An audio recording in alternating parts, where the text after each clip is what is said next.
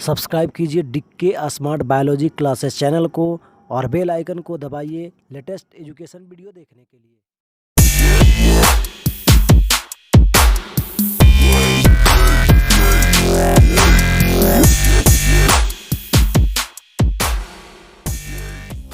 Good morning everyone.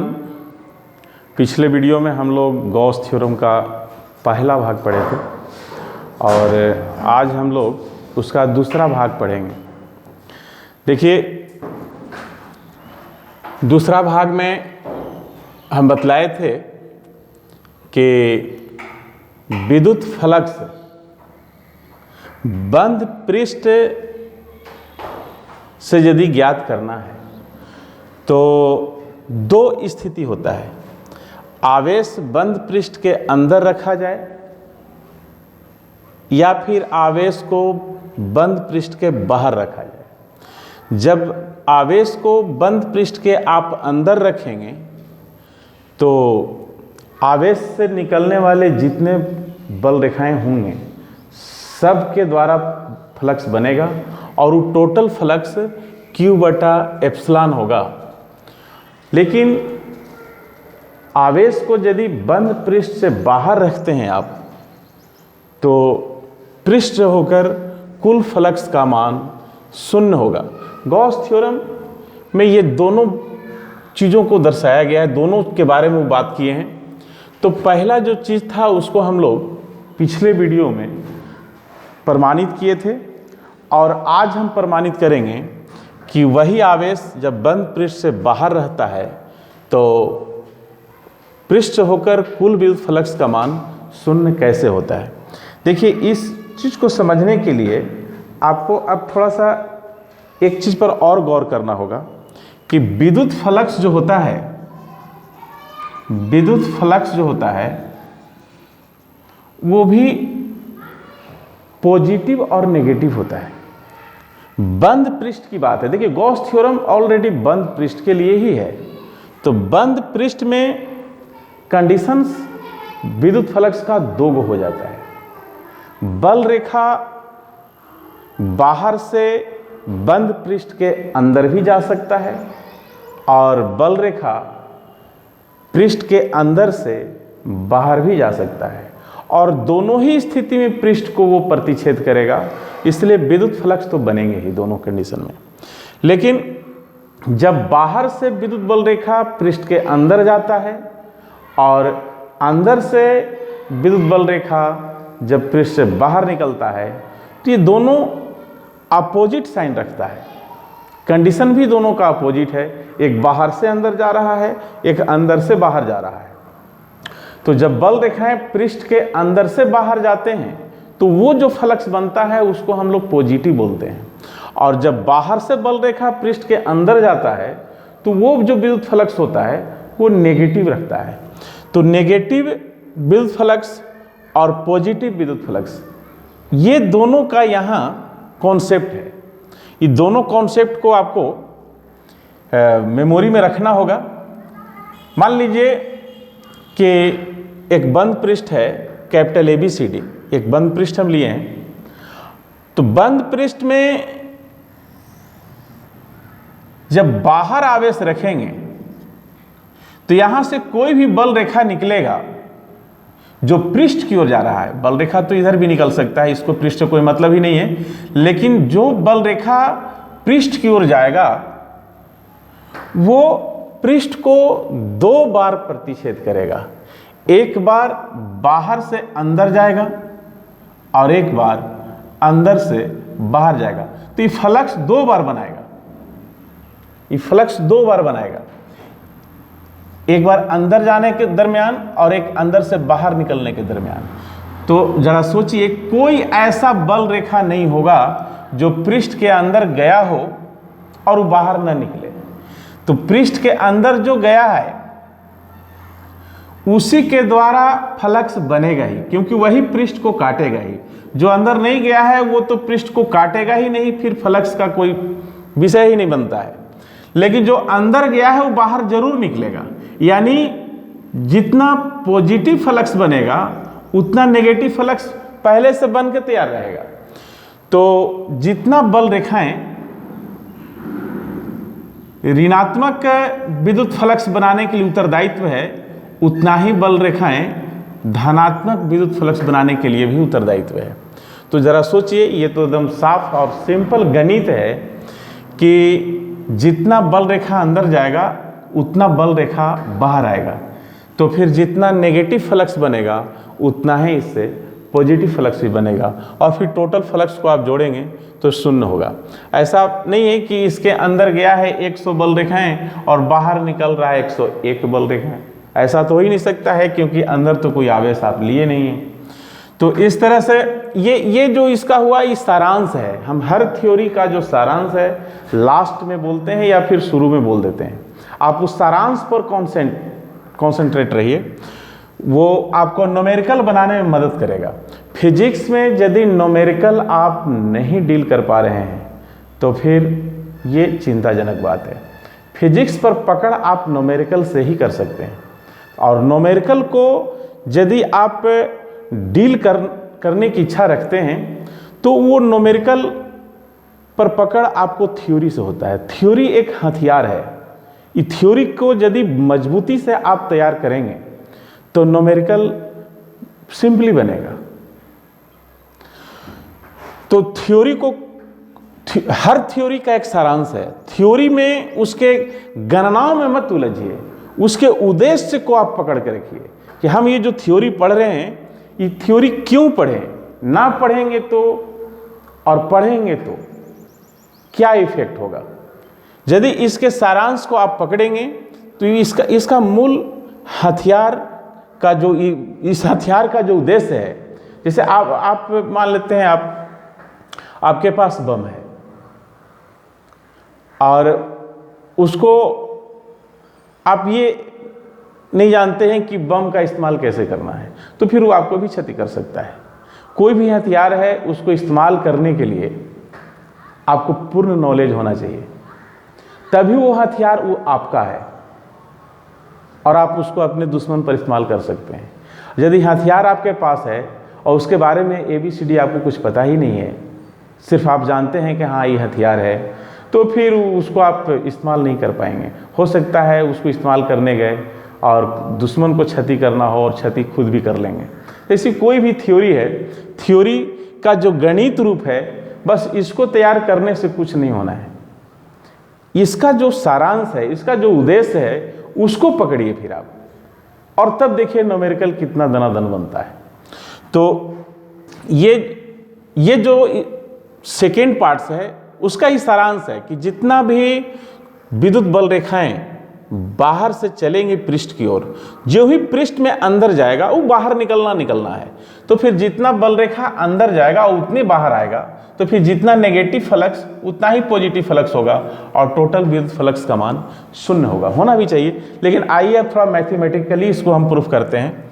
मान लीजिए यहाँ से जो बल रेखाएं निकला तो इतना कोण में निकल रहा है, हम छोटा कोण में लेते हैं, छोटा ठोस कोण, मान लीजिए अल्प ठोस कोण d ओमेगा में निकलने वाले जो विद्युत बल रेखाएं हैं वो इस पृष्ठ को दो जगह काटती है।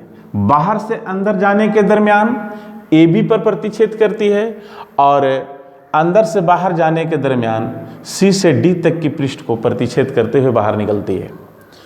तो क्योंकि दो पृष्ठ है, दोनों पृष्ठ से हमको फ्लक्स निकालना है, तो फ्लक्स के लिए आपको फार्मूला पहले से पिछले वीडियो में बताया गया था, और वो बताया गया था E × S cos थीटा। ये तीनों पर हमेशा 3 फिजिकल क्वांटिटीज है, किसी को इग्नोर नहीं होने देना है, और न फिर कोई भी क्वांटिटीज कहीं भी आपको धोखा दे देगा। ये माइंड में रखना है कि इसमें 3 क्वांटिटीज है और तीनों क्या है ये आपको पता होना चाहिए। बार बार इस बात को हम इंडिकेट करते हैं कि फार्मूला में जो क्वांटिटीज है यदि उसके बारे में आप नहीं जानते हैं तो फार्मूला फिर आपके काम का नहीं है। तो कैपिटल E जो है उस जगह का विद्युत तीव्रता है जिस जगह पर पृष्ठ रखा हुआ है, S उस पृष्ठ का क्षेत्रफल है और थीटा उस पृष्ठ पर डाला गया अभिलंब बल रेखा के साथ जो कोण बना रहा है वो कौन है। तीनों चीज हमको पता होना चाहिए। चूंकि दोनों पृष्ठ से हमको विद्युत फ्लक्स निकालना होगा, तो दोनों पृष्ठों के लिए ये तीनों चीज हमें पता होना चाहिए। तो बिंदु O पर आवेश रखा हुआ है स्मॉल q, और यहां से इस पृष्ठ की दूरी मान लीजिए स्मॉल r1 है, और यहां से उस पृष्ठ की जो दूरी है वो मान लीजिए स्मॉल r2 है। चूंकि दूरी पर विद्युत तीव्रता निर्भर करता है, तो ये कम दूरी पर है और वो ज़्यादा दूरी पर है, इसलिए विद्युत तीव्रता यहाँ अलग होगा, वहाँ विद्युत तीव्रता अलग होगा। मान लीजिए यहाँ विद्युत तीव्रता इलेक्ट्रिक इंटेंसिटी कैपिटल E1 है और वहाँ इलेक्ट्रिक इंटेंसिटी कैपिटल E2 है। तो फार्मूला जो हम लोग जानते थे, जो पिछले चैप्टर में हम लोग पढ़े हैं, उस सूत्र जो है E/1/4 पाई एप्सिलॉन। देखिए एप्सिलॉन लगभग जो आईएससी में जितनी किताब हैं, जितने राइटर हैं, वो एप्सिलॉन नोट का ही इस्तेमाल किए हैं।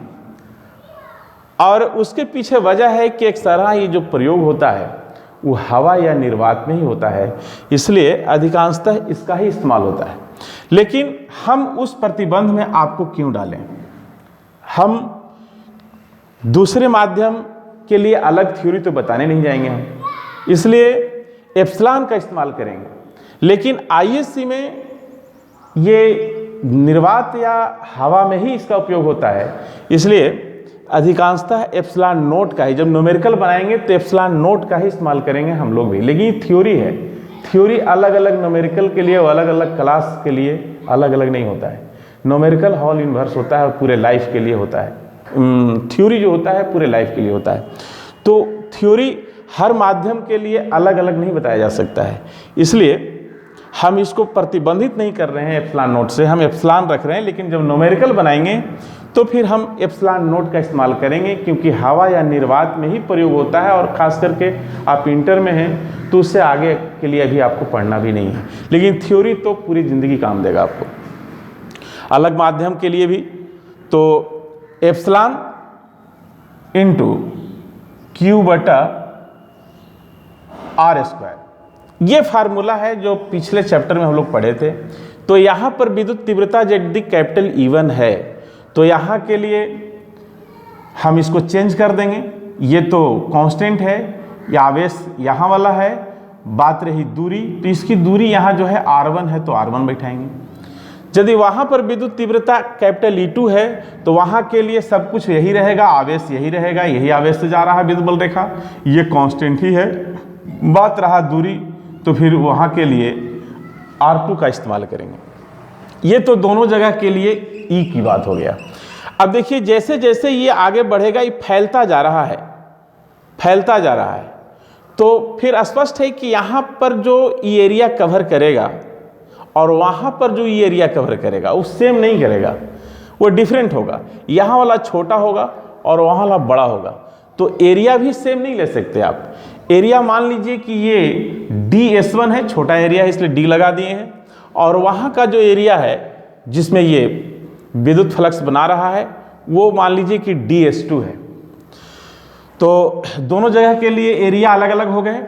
अब थीटा की बात है, तो थीटा फिर से हम बतलाते हैं कि वो कोण है जो पृष्ठ पर डाले गए अभिलंब बल रेखा के साथ कोण बनाता है। तो यहाँ पर जो पृष्ठ है, इस पर जो अभिलंब लंबवत जो हम डालेंगे वो बल रेखा, देखिए बल रेखा का डायरेक्शन ये है, ये बल रेखा है, तो बल रेखा के साथ जो कोण बना रहा है वो आपके सामने है, और वहाँ पर जो अभिलंब है वो बल रेखा के साथ जो कोण बना रहा है वो भी आपके सामने है। ये दोनों सेम भी हो सकते हैं, सेम नहीं भी हो सकते हैं।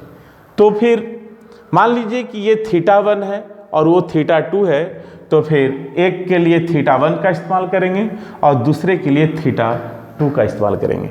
देखिए फिर अब आगे बढ़ते हैं। ठोस कोण तो आपको जानना ही पड़ेगा, सॉलिड एंगल का तो इस्तेमाल करना ही पड़ेगा। और चूंकि ये पृष्ठ है और उभी पृष्ठ है, तो उसका सेंटर पॉइंट यहाँ है, तो एंगल तो बनाएगा ही। तो कभी कभी कहीं कहीं पूछते हैं बच्चों से एंगल का, जिनको कॉन्सेप्ट नहीं है, और उनको यदि पूछ देते हैं कि बाबू बताओ ये कोण बड़ा है या फिर ये कोण बड़ा है, तो वो कह देते हैं ये कोण बड़ा है। लेकिन आपको सबको पता है, हम पहले भी इसकी चर्चा किए थे, कोण का मतलब कोना होता है, और यहाँ कोना नहीं बन रहा है, यहाँ कोना नहीं बन रहा है, कोना यहाँ बन रहा है। ये इंडिकेशन का मतलब होता है कि ये रेखा और ये रेखा जहाँ मिला है वो कोना। तो आप यहाँ से इसको डिनोट करें या यहाँ से डिनोट करें, ये दोनों रेखाएं एक ही को कोना बना रहा है, इसलिए कहीं से भी डिनोट करेंगे लेकिन यही कोना का निर्देशन होगा। तो ये कोण और ये कोण और ये कोण का मतलब यही कोण हुआ, ये सारे इक्वल हैं, कोण तो एक ही है। तो अब बतलाइए, इसके द्वारा जो सॉलिड एंगल बन रहा है उस सेंटर पर यहाँ बन रहा है, और उसके द्वारा जो सॉलिड एंगल बन रहा है वो भी तो यही बन रहा है। सॉलिड एंगल का पिछले वीडियो में चर्चा चली थी, और उस सॉलिड एंगल के लिए हम फार्मूला निकाले थे, वो निकाले थे डी ओमेगा बराबर डी एस कॉस थीटा बटा आर स्क्वायर। इसको अच्छे तरह से वाकिफ हो जाएं, या फिर पिछले वीडियो को आप रिव्यू करके इसको फिर से देख लें कैसे इसको निकाला गया था। तो ये ठोस कोण का ये सूत्र है। अब ये देखिए, इसमें अब तीन चीज़ें हैं, अभी तीनों के बारे में आपको पता होना चाहिए। ये सॉलिड एंगल जो है वो उसका ये पृष्ठ है, जिस पृष्ठ के द्वारा वो एंगल बन रहा है उसका एरिया है वो, और थीटा उस पृष्ठ पर, वही थीटा है, दूसरा नहीं है, पृष्ठ पर डाला गया विलंब बल रेखा के साथ जो कोण बना रहा है वो कोण है, और आर जो है वो रेडियस फॉर्म है, वो सेंटर से पृष्ठ का जो डिस्टेंस है वो है। तो इसके लिए जो सॉलिड एंगल हम लिखेंगे वो सॉलिड एंगल के लिए कन्वर्ट कर देंगे। इसका एरिया ds1 है तो ds1, और इस यहाँ जो एंगल बन रहा है वो θ1 है तो θ1, और यहाँ से इसकी जो दूरी है वो r1 है इसलिए r1। अब उस पृष्ठ के लिए जो सॉलिड एंगल है उस सॉलिड एंगल भी तो वही है, इसलिए ये तो उतना ही रहेगा। बट अब एरिया जो है उसका ds1 नहीं है, ds2 है, तो यहाँ पर हम ds2 रखेंगे। कोण भी अब θ1 नहीं, उसका कोण θ2 है तो कोस θ2 लिखेंगे, और दूरी भी अब r1 नहीं बल्कि r2 है उसका, इसलिए r2 लिखेंगे।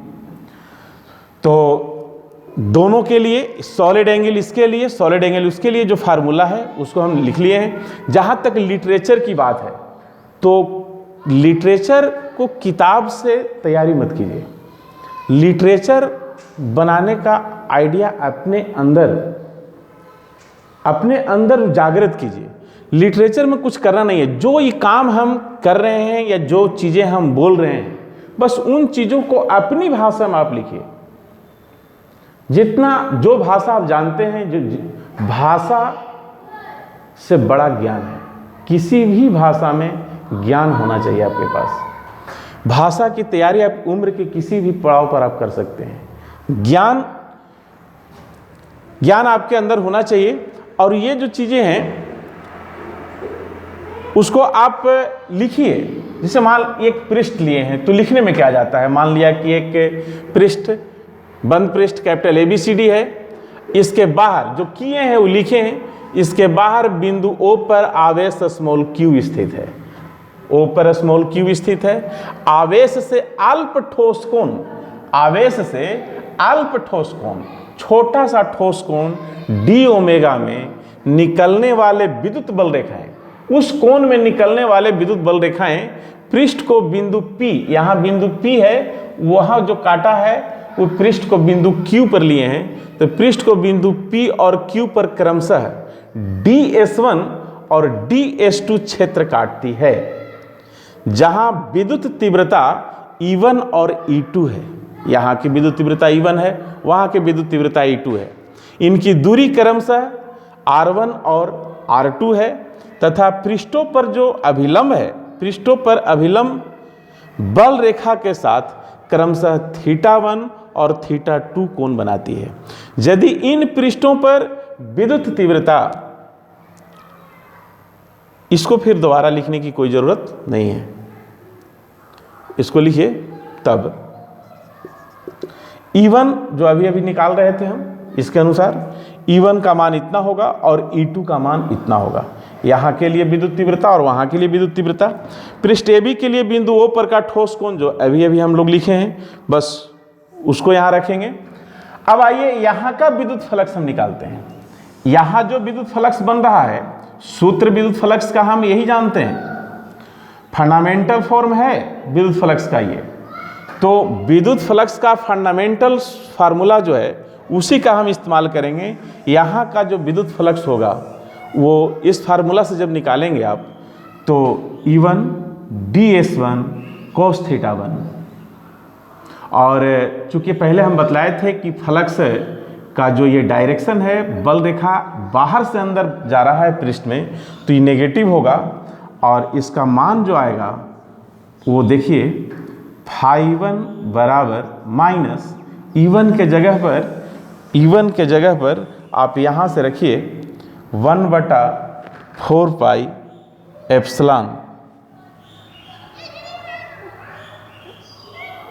1/4 पाई एप्सिलॉन इंटू Q/R1 के स्क्वायर। E1 का मान रखें सिर्फ E1 का मान रखें अभी। उसके बाद बच क्या रहा है, ds1 cos θ, ds1 cos θ1। इसको ऐसे लिखिए माइनस Q/4 पाई एप्सिलॉन और बच क्या जाएगा ds1 cos θ1 बटा R1 के स्क्वायर। जरा देखिए तो ये जो चीज़ है और ये जो चीज़ है ये दोनों सेम है। फिर उसके जगह पर आप d ओमेगा रख सकते हैं, तो φ1 is equal to minus Q/4 pi epsilon into d omega. इसको इक्वेशन फर्स्ट मान लीजिए। अब चलते हैं यहाँ से विद्युत फ्लक्स का मान निकालते हैं, यहाँ के लिए, यानी CD से विद्युत फ्लक्स का जो मान होगा इससे, वो तो फार्मूला इसी का इस्तेमाल करेंगे हम, लेकिन E2 लिखेंगे, S के जगह पर ds2 लिखेंगे और फिर cos θ2 लिखेंगे। यहाँ के लिए फ्लक्स जो है φ2 चूंकि पॉजिटिव होगा, इसलिए क्योंकि बल रेखा पृष्ठ के अंदर से बाहर जा रहा है और उसका चिन्ह पॉजिटिव होता है। E2 का मान रखिए, E2 का जो मान है वो 1/4 पाई एप्सिलॉन 1/4 पाई एप्सिलॉन और Q/R2 का स्क्वायर। ये E2 का मान हम रखें। अभी बच रहा है ds2 cos θ, ds2 cos θ2। इसको फिर थोड़ा फॉर्म बदलिए, Q और ये एक साथ रखिए 4 पाई एप्सिलॉन, बच क्या जाएगा ds2 cos θ ऊपर और R2 का स्क्वायर नीचे, ds2 cos θ2 और बटा R2 का स्क्वायर। अब ये देखिए ये जो चीज़ है सो, और यहाँ पर ये जो चीज़ है ये दोनों सेम है। फिर उसके जगह पर आप सॉलिड एंगल डी ओमेगा रख सकते हैं, तो φ2 बराबर Q/4 pi epsilon D omega. इसको सेकेंड मान लीजिए। अब सॉलिड एंगल डी ओमेगा में जो बल रेखाएं निकल रहे थे, वो बल रेखाओं के द्वारा फ्लक्स हम निकाल लिए। चूंकि दो जगह विद्युत फ्लक्स बना रहा था, हम दोनों जगह का मान निकाल लिए हैं। अब ये सॉलिड एंगल में टोटल विद्युत फ्लक्स कितना बन रहा है वो निकाल लेते हैं। कुल विद्युत फ्लक्स, तो कुल विद्युत फ्लक्स जो होगा वो φ1 प्लस φ2।